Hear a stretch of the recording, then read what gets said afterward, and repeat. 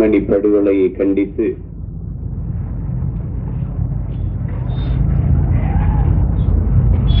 நடந்து கொண்டிருக்கிற கண்டன ஆர்ப்பாட்டத்தில் உணர்வு எழுச்சியோடு கூடியிருக்கிற எனது அன்பு உறவுகள் அனைவருக்கும் வணக்கம்.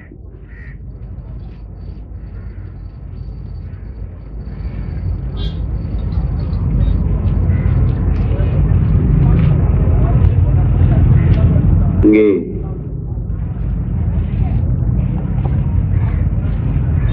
முன்பு பேசிய தம்பிகள் குறிப்பிட்டது போல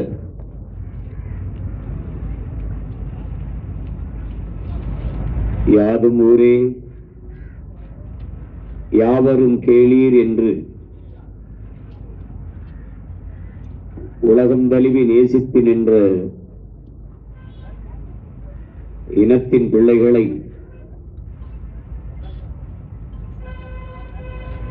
நேசிப்பதற்கு இன்று உலகில் யாருமே இல்லை என்பதுதான் வரலாற்றில் பெருந்துயர். உலகு உலகு என்று வள்ளுவன், கம்பன், கபிலன், இளங்கோ எல்லோரும் உலகம் தழுவியே நேசித்து பாடினார்.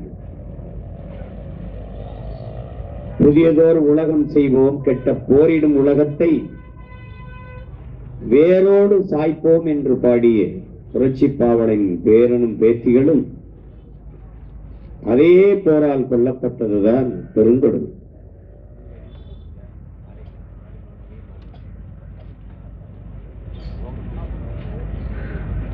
இன்றைக்கு இனத்திற்கு இழைக்கப்பட்ட அநீதிக்காக நீதி கேட்டு ஏதோ ஒரு ஓரத்தில் நின்று இந்த பிள்ளைகள் பேசுவது உலகத்தாரின் செவிக்கு எட்டுமா, அவர்கள் சிந்தனையை போய் தட்டுமா என்று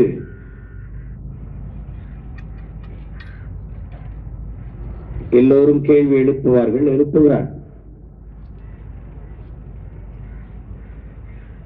ஆனால் என் அன்பு உடன் பிறந்தார்களே, உலகெங்கிலும் புரட்சி என்பது இப்படித்தான் தொடங்கி இருக்கிறது.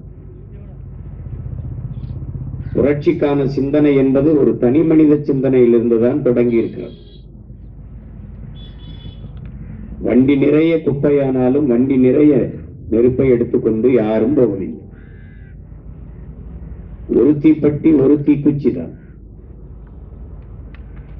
இங்கே புரட்சி என்பது ஒவ்வொரு மனிதனின் காலடிக்கு கீழே காய்ந்த சருகுகளாக காத்து கிடக்கிறது ஒரு தீக்குச்சியின் உரசலுக்காக. இன்று ஏதோ ஒரு ஓரத்தில் நாம் பற்ற வைக்கிற இந்த தீ புரட்சி தீயாக பெரு நெருப்பாக மாறி உலகம் முழுமைக்கும் மனச்சான்றுள்ள மானுடர்களின் இதயத்தை எரிக்கும். அது சுடும். அன்றைக்கு எமக்கு இழைக்கப்பட்டாது அநீதி என்று அவர்கள் சிந்திக்கப்படும். யார் கேட்பது? இதை யார் கேட்பார்? இதை யார் பேச போறா என்று நினைத்துக் கொண்டு எண்ணிக்கொண்டு ஒதுங்கி போவது எப்படி அநீதிக்கு எதிரான ஒரு போராக, ஒரு புரட்சியாக எப்படி இருக்க முடியும்?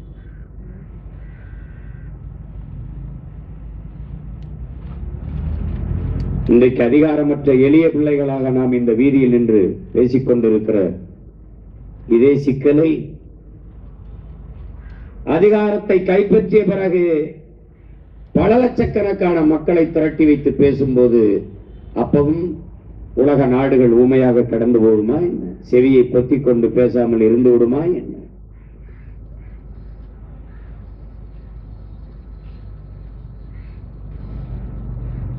சின்ன விளக்கில் எரிகிற தீ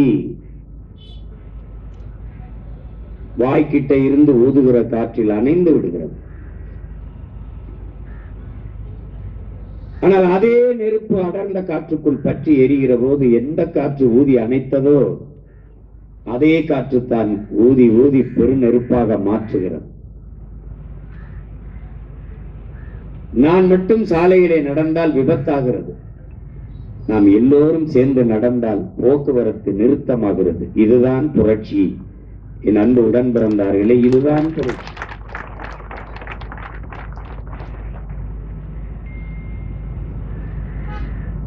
ஆனால் எங்காவது ஒரு புள்ளியில் தொடங்கியாக வேண்டும். யாருமே பேசவில்லை என்றாலும் நாங்கள் பேசுவோம், எங்களுக்காக பேசுவோம், எங்கள் இனத்திற்காக பேசுவோம் என்ற எண்ணம் தான் இன்றைய கால தேவையாக தமிழினத்திற்கு இருக்கிறது.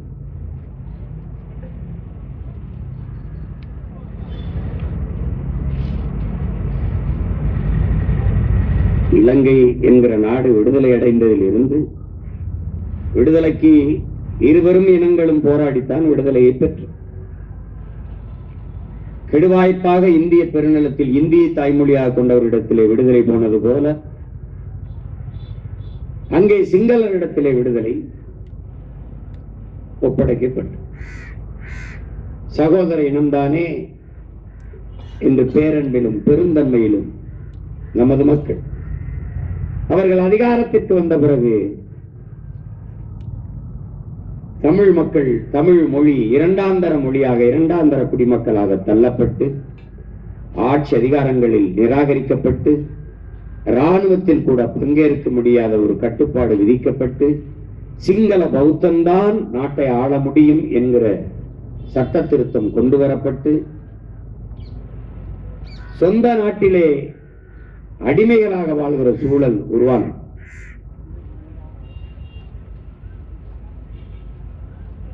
முழு ராணுவ வலிமையை வைத்துக் கொண்டு ஒரு இன மக்களை அடக்கி ஒடுக்கி அழித்து ஒழித்து அந்த நிலப்பரப்பை தனதாக்கிக் கொள்ள சிங்கள இனவெறி அரசும் அதிகாரமும் முழு ராணுவ வலிமையும் துடிக்கும் போது எளிய மக்கள் எதுவும் செய்ய முடியவில்லை. பள்ளிக்கு செல்கிற பிள்ளைகள், கல்லூரிக்கு செல்கிற பிள்ளைகள், விளைநிலங்களுக்கு சென்று திரும்புகிற நமது பெற்றோர்கள் கொல்லப்பட்டார்கள், வன்புணர்வுக்கு ஆளாக்கப்பட்டார்கள். அப்படி கல்லூரிக்கு சென்று திரும்பிய மகள்தான் தங்கை கிருசாந்தி அவர். மகளை காணவில்லையே என்று தாய் ராசம்மாள் தம்பி துரைமுருகனோடு விளக்கி பேசினார். கதறி கதறுகிறாள். இளைய மகன் பிரணவ் அவரை அழைத்துக் கொண்டு குடும்ப நண்பர் ஒருவர் கிருபாமூர்த்தி அவரையும் அழைத்துக் கொண்டு செல்கிறார்கள், தேடுகிறார்கள். கடைசியாக அவனுடைய உந்துருளியில், அதாவது மிதிவண்டியில் சைக்கிளிலே இருந்த அந்த ஒரு உரை, ஹேண்ட்பாரில் இருந்த உரை, அது கீழே விழுகுது. இந்த இடத்தில் விழுந்து கிடக்குதே அந்த அவனுடைய சைக்கிளிலே இருந்த உரை. அப்ப இது இந்த இடத்திலே விசாரித்தால் தெரியும் என்று அங்கிருந்த ராணுவ முகாமில் விசாரிக்கும் போது எல்லோரும் தெரியவில்லை, எங்களுக்கு தெரியாது என்ற பதிலைத்தான் தருகிறார்.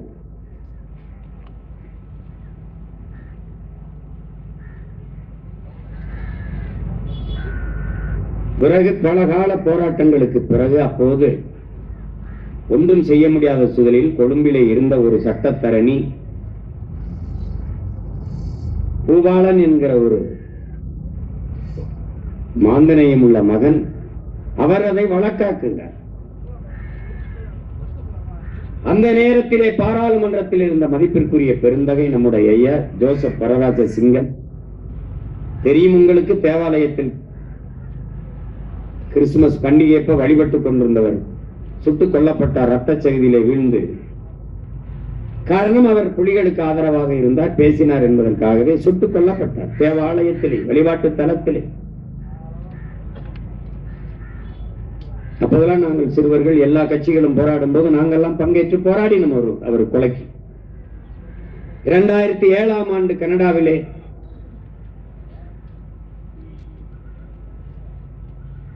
அங்கே போய் தலைவர்களுடைய பிறந்த நாள் மாவீரர் தினத்துக்கு உரையாற்றி சென்ற நான் அப்போது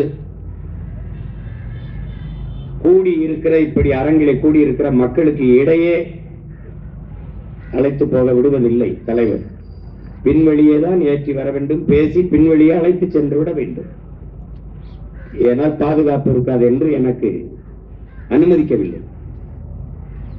நான் 7ஆம் ஆண்டு பேசிட்டு தலைவருடைய பிறந்த நாளில் பேசிட்டு இறங்கும் போது சில முக்கிய குடும்பங்களை, மாவீரர் குடும்பங்கள், சில முக்கியமான குடும்பங்களை நீங்கள் சந்திக்க வேண்டும் என்று தம்பிகள் கேட்டுக்கொண்டதிலே அதிலே ஒரு அறையிலே வைத்து ஒரு எல்லோரையும் சந்தித்தேன். அப்போது ஒரு தாய், அவரை அறிமுகப்படுத்தினார்கள் என் தம்பிகள், அங்கிருந்த தம்பிகள். இவர் நம்முடைய ஐயா ஜோசப் வரராஜசிங்கம் அவருடைய துணைவியார் என்று. இந்த தாய் என்னிடத்தில் கேட்டது இன்றும் எனக்கு நினைவிலே இருக்கிறது. என்னை இருக தழுவி நெத்தியிலே முத்தமிட்டு சொன்னார், நீ என் வயிற்றில் மகனாக பிறந்திருக்க கூடாதா என்று என்னை கேட்டார். இன்னும் நினைவார், நான் இப்பவும் உங்கள் மகன்தான் தாயை என்று வணங்கினேன். அப்படிப்பட்ட ஒரு மகன் ஜோசப் வரராஜ சிங்கம்.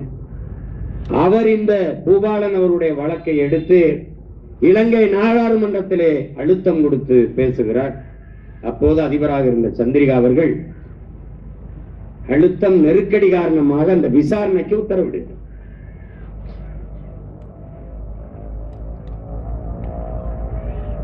அந்த விசாரணையின் போதுதான் அங்கிருந்த ராணுவ தளபதிகள் ஒத்துக்கொள்கிறார்கள். ஆம், 11 பேர் சேர்ந்து கிருசாந்தியை, தங்கை கிருசாந்தியை வன்புணர்வு செய்து கொலை செய்தது. இதெல்லாம் தம்பித்துறை தெளிவாக விளக்கி பேசுது. அப்போதுதான் அது படுகொலை செய்யப்பட்டு புதைக்கப்பட்டது தெரிய வந்தது. இதற்கு முன்பு நீங்கள் அதற்கும் நாம் பேசி இருக்கிறோம், போராடி இருக்கிறோம். 600க்கும் மேற்பட்ட எலும்புக்கூடுகள் தோண்டி எடுக்கப்பட்டது, பல நூற்றுக்கணக்கான எலும்புக்கூடுகள். அதை இலங்கை அன்றைய அப்போதைய ஆட்சியாளர்கள் சொன்னார்கள், இது 600 ஆண்டுகளுக்கு முன்பு புதைக்கப்பட்டது என்று. 600 ஆண்டுகளுக்கு முன்பு புதைக்கப்பட்ட ஒரு இடத்தில் ஒரு சிறுவன் பைக்கத்திலே பிஸ்கட், அந்த ரொட்டி சாப்பிட்ட அந்த உரை கிடந்து, அது இன்றைக்கு இலங்கையிலே இன்றைக்கு சந்தைப்படுத்தி விற்கப்படுகிற ஒரு ரொட்டியினுடைய பிஸ்கட் உரையினுடைய ரொட்டி இதனுடைய உரை. யாருமே அந்த கேள்வி எழுப்பவில்லை. அப்போதும் நாம் தான் ஆட்சியாளர்களுக்கும் சர்வதேச சமூகத்துக்கும் எழுப்பின்.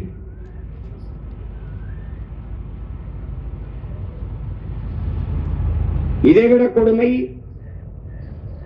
இறுதி போர் சூழலில் உங்களுக்கு தெரியும், விடுதலை புலிகளின் பாதுகாப்பிலே நின்ற பல ஆயிரக்கணக்கான மக்களை அவர்களை விட்டு வெளியே வாருங்கள், வெளியே வாருங்கள். விடுதலை புலிகளினுடைய கணிப்பு, மக்கள் நம்மோடு நிற்கும் வரை சர்வதேச சமூகத்தின் கவனம் இருக்கும். இந்த மக்களை காப்பாற்ற வேண்டும் என்பதற்காக தலையிட்டு ஒரு நியாயமான தீர்வுக்கு வருவார்கள் என்ற கருத்திலே மக்களோடு நின்றார்கள் விடுதலை புலிகள். விடுதலை புலிகளோடு மக்கள் நிற்கும் வரை சர்வதேச சமூகத்தின் பார்வை இருக்கும். ஒருவேளை பன்னாட்டு சமூகம் தலையிட்டு விடக் கூடாது என்பதற்காக இலங்கை அரசு அன்றைக்கு இருந்த இந்திய அரசின் துணையோடு மக்களிடமிருந்து விடுதலை புலிகளை மக்களை பிரிக்க வேண்டும் என்கிற நோக்கிலே, நீங்கள் வாருங்கள், உங்களை பாதுகாப்பாக நாங்கள் வைத்திருப்போம், வெளியே வாருங்கள், வெளியே வாருங்கள் என்று மக்களை அழைக்க, சரி செல்லட்டும், எந்த நாடும் தலையிட்டு நம்மை காப்பாற்ற வரவில்லை, மக்கள் பாதுகாப்பாக வெளியேறட்டும் என்ற தலைவரின் உத்தரவின் பேரிலே பலாயிரக்கணக்கான மக்கள் வெளியேறினார்.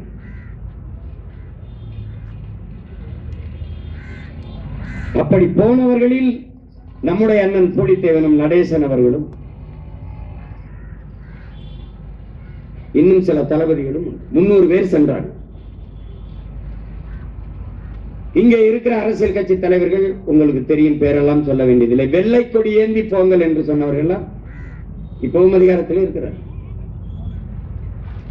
வெள்ளை கொடியோடு வந்தவனை ஏன் சுட்டுக் கொன்றாய் என்ற கேள்வியை இந்திய பெருநாடு அன்னைக்கு ஆட்சியில் இருந்தவர்களும் சொல்லவில்லை, தமிழ்நாட்டை ஆண்டு கொண்டிருந்ததும் கேட்கவில்லை.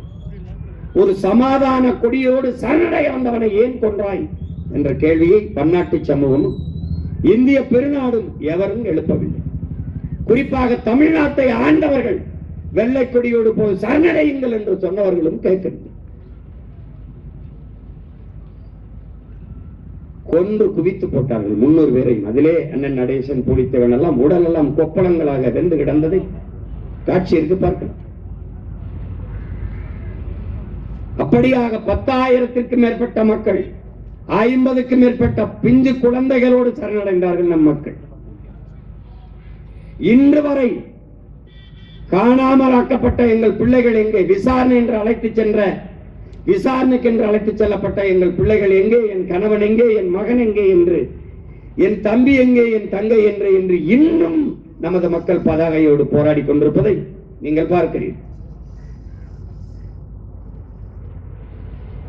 உலகில் இத்தனை நாடுகள் மானுடம் பேசுகிற தலைவர்கள் கண்ணையும் காதையும் பொத்திக் கொண்டு வாயை மௌனித்து அமைதியாக இருக்கிறார்கள். காரணம் இந்தியா. இந்தியா என்கிற இந்த துணைக்கண்டத்தை, பெருநாட்டை தாண்டி அந்த சிக்கலுக்குள் பன்னாட்டு சமூகம் தலையிட விரும்பவில்லை, முடியாது, தலையிடாது. காரணம், இந்தியா மிகப்பெரிய ஒரு சந்தை, 150 கோடி மக்கள் தொகை கொண்ட பெரிய வெரி பிக் மார்க்கெட். அமெரிக்கா நாட்டினுடைய வெளியுறவுத்துறை அமைச்சர் அந்த நாட்டின் அமைச்சர் சொல்லுகிறார், இந்தியாவின் சந்தையை நாம் கைப்பற்றி விட்டோம் என்கிறார். உனக்கு எனக்கு இது நாடு, அவனுக்கு இது சந்தை, வெரி பிக் மார்க்கெட். அப்படி என்றால் நீனும் நானும் யார்? அவன் உற்பத்தி செய்கிற பொருள்களை வாங்கி நுகர்கிற மந்தைகள், அவ்வளவுதான். அதே அமைச்சர் சொல்கிறார், ரஷ்யாவுடன் நீங்கள் வர்த்தக ஒப்பந்தம் செய்யக்கூடாது என்கிறார். இவ்வளவு பெரிய நாடு, இந்த நாடு எந்த நாட்டோட வர்த்தக ஒப்பந்தம் செய்ய வேண்டும் என்பதை இன்னொருவன் தீர்மானிக்கிறான் என்றால் இந்த நாட்டை ஆளுகிறவன் எவன்? இந்த நாட்டின் அதிகாரம் யார்? எங்கே? என்னுடைய வெளிவார கொள்கை, வர்த்தக கொள்கை, பாதுகாப்பு கொள்கையை யார் தீர்மானிப்பது? ரஷ்யாவோடு நீ ஒப்பந்தம் போடாதே என்று சொல்ற.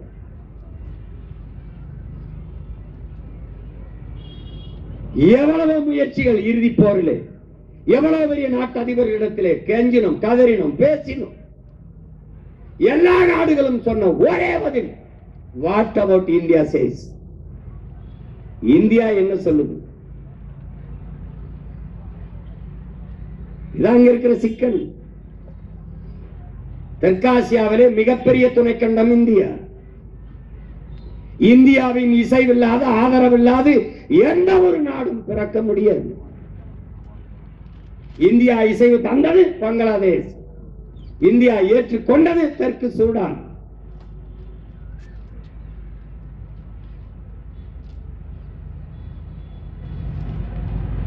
இந்தியா ஏற்றது, அதனால் இங்கே விடுதலைக்கான போர். இந்தியா எதிர்த்தது, அதனால் அழிப்பதற்கான போர் தான் நடந்தது. எந்த ஆயுதத்தை கொடுத்து விடுதலைக்காக போராட அனுமதித்ததோ இந்தியா, அதே காரணத்தோடு அப்படியே களத்தில் நின்ற போராளிகளை எதிராக ஆயுதம் கொடுத்து அழித்து ஓடியுங்கள் என்று சொன்னதும் இந்தியா. ஒரே நாடு. காரணம், ஆட்சிக்கு அதிகாரத்திற்கு வந்த தலைமைகள் எடுத்த தவறான வெளியுறவு பாதுகாப்பு கொள்கைகள். அம்மையார் இந்திரா காந்தி இருக்கிற வரை இருந்த பாதுகாப்பு கொள்கை வேறு, வெளியுறவுத்துறை கொள்கை வேறு. அவர் மரணத்திற்கு பிறகு வந்த ஐயா ராஜீவ் காந்தி எடுத்த வெளியுறவு கொள்கை, பாதுகாப்பு கொள்கை வேறு. அம்மையார் இந்திரா காந்தி இருக்கிற வரை இந்தியாவின் வெளியுறவு கொள்கை, பாதுகாப்பு கொள்கை என்பது எவன் பாதிப்புக்கு ஆளாகிறானோ அவன் பக்கத்தில் நிற்பது. அதற்கு பிறகு இவர்கள் எடுத்த வெளியுறவு கொள்கை, பாதுகாப்பு கொள்கை என்பது எவன் பாதிப்புக்கு ஆளாக்குறானோ அவனுக்கு துணையாக நிற்பது. இதுதான் நம் இனத்திற்கு நடந்த அரசியல் நிலைப்பாடு.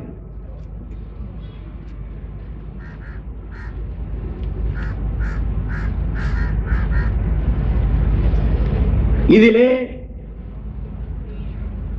சரணடைந்த 10,000 போர் கைதிகள், பொதுமக்கள் அவர்கள் எங்கே என்ற கேள்வியை இதுவரை பன்னாட்டு சமூகத்தில் ஒருவரும் எழுப்பவில்லை. எத்தனையோ நாட்டு தலைவர்கள், குறிப்பாக இந்திய நாட்டினுடைய முதன்மை அமைச்சர் மாண்புமிகு ஐயா நரேந்திர மோடி பல முறை சொல்கிறார்கள்.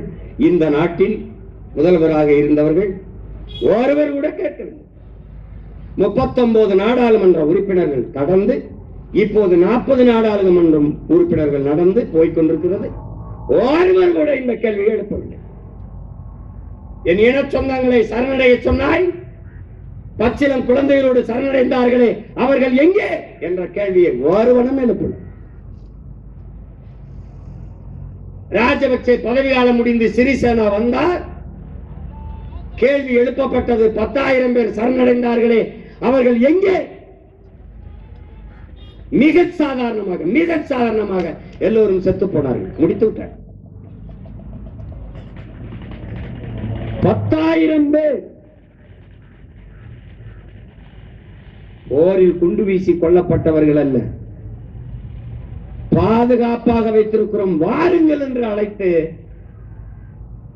செத்து போய்விட்டார்கள் என்றார். ஒரு கேள்வி எழுப்பி எப்படி செத்தார்கள்? 10,000 பேர் செத்தார்கள். எப்படி செத்தார்கள்? எப்படி செத்தார்கள்? நோயிலையா, பசியிலையா, பட்டினியிலையா? எப்படி செத்தார்கள்? ஒன்று புதைத்து விட்டார். அந்த கூடுகள் தான் எல்லாம், அந்த கூடுதான் முன்பு தோண்டியது, 600 ஆண்டுகளுக்கு மூத்தது என்று சொன்னார்களே அது. இந்த தாய் நிலத்தில் தோன்றுகிறான், உன்னுடைய தொன்மம் வெளிப்படுகிறது, உன்னுடைய அடையாளங்கள் வருகிறது, உன்னுடைய பண்பாடு வழியில் வருகிறது. அங்கே தோன்றுகிறான் எலும்பு கூடுகளில் உன் இனப்படுகொலை வெளியே தெரிய வருகிறது. சாட்சி கேட்கிறார்கள், அங்கே நடந்தது இனப்படுகொலையா என்பதற்கு. சாட்சியாக என் இன மக்களின் எலும்பு கூடுகள் நின்று போராடி கொண்டிருக்கிறது உலக அரங்கில். எங்களுக்காக எவரும் பேச இல்லை, இயற்கை எம்மோடு இசைந்து நின்று போராடி கொண்டிருக்கிறது. இயற்கை எங்களுக்காக போராடி கொண்டிருக்கிறது.